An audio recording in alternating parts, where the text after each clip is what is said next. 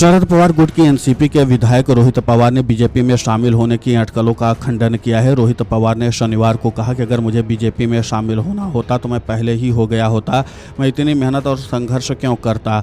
अगर हम इन्हीं अफवाहों में उलझे रहेंगे तो लोगों के बारे में कौन सोचेगा? इस पूरे मामले पर विस्तार से मीडिया से बातचीत करते हुए एनसीपी एससीपी के विधायक रोहित पवार ने और क्या कुछ कहा है, आप खुद सुनिए उन्हीं की जुबानी। कौन पागल कहता है? अगर बीजेपी में जाना चाहते तो पहले ही जाता ना, इतना संघर्ष क्यों करता?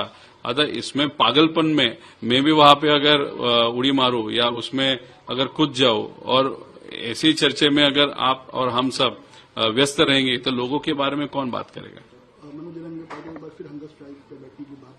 देखो, उनके हेल्थ के बारे में सोचना चाहिए। और आज अगर रियल इश्यूज देखो तो रियल इश्यूज बहुत अलग है। आज पेट्रोल नहीं मिल रहा, डीजल नहीं मिल रहा, इन्फ्लेशन बहुत ज्यादा बढ़ गया है। उसी के साथ किसानों को उनके हमी भाव को, उनके माल को हमी भाव वहां पे नहीं मिल रहा। महिलाओं के सुरक्षित के विषय है। ये सब विषय पे आज चर्चा एक्चुअली लिटरली होनी चाहिए। आरक्षण का मुद्दा ये महाराष्ट्र में खत्म नहीं होने वाला। उसके लिए पार्लियामेंट में जाके संवैधानिक बदल वहां पे करने की जरूरत है। उसके लिए मेजोरिटी वोट की भी जरूरत है।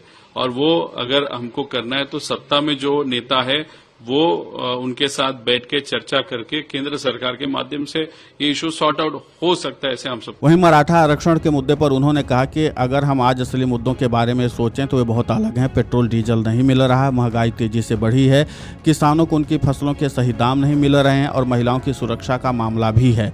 असल में आज इन सभी मुद्दों पर चर्चा होनी चाहिए।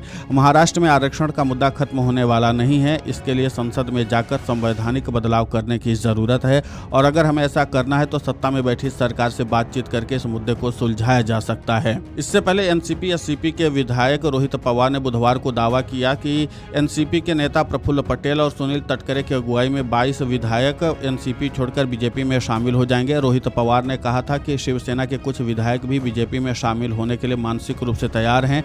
उन्होंने दावा किया कि विधायक पाला बदलने के लिए तैयार हैं, लेकिन दिक्कत यह है कि अगर अभी वे ऐसा करते हैं तो उन्हें इस्तीफा देना होगा और फिर से चुनाव लड़ना होगा। इसलिए 2029 में होने वाले राज्य चुनावों से पहले बीजेपी में शामिल होंगे।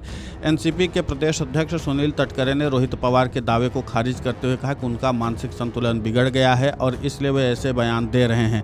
तटकरे ने कहा कि रोहित पवार खुद बीजेपी में शामिल होने के इच्छुक थे, इसलिए उन्हें प्रगतिशील और धर्मनिरपेक्ष विचारधारा के प्रति हमारी प्रतिबद्धता पर सवाल नहीं उठाना चाहिए।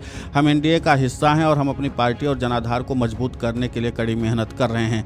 लेकिन इतना तय है कि रोहित पवार के इस दावे ने एक बार फिर से महाराष्ट्र का सियासी पारा हाई कर दिया है। अब देखने लायक बात यह होगी कि जिस तरीके से रोहित पवार ने एक के बाद एक चौंकाने वाले दावे किए हैं, उसके बाद आगे चल करके एनसीपी की ओर से क्या प्रतिक्रिया दी जाती है। हालांकि सुनील तटकरे ने फौरी तौर पर रोहित पवार को जवाब दे दिया है। Video desk amarujala.com।